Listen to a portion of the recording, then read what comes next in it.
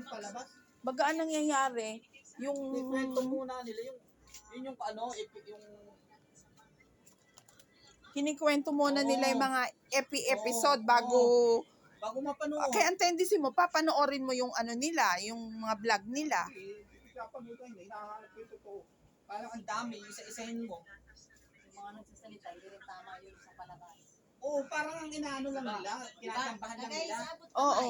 May nagsasalita sa YouTube. Oo, tinatambahan Hindi lang naman nila. pinapalabas daw.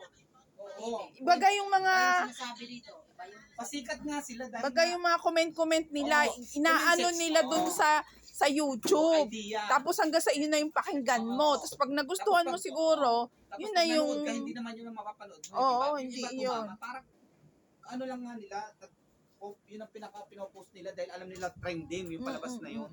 Oo. Pinapayagan naman ng mga ano kasi parang yun na yun ang pinaka-panatastas naman nila. Di ba? Parang yun ang pinaka-paglalako nila.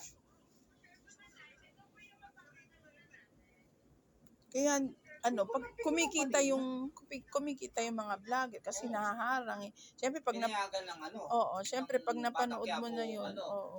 officer yun sila. Sila Coco pinayagan yun. Eh mahirap mag-research dun talaga sa Yung yung gusto totoo. mong panoorin, no. Yung Oo, ma-research, oo. ano mga labas ay sila. Kapit na. Yung original na ano, dapat mong panoorin. Comment na ako, mga bullshit kayo. Puro ganun sa comment ko. Puro kayo kwento, nasa yung totoong ano.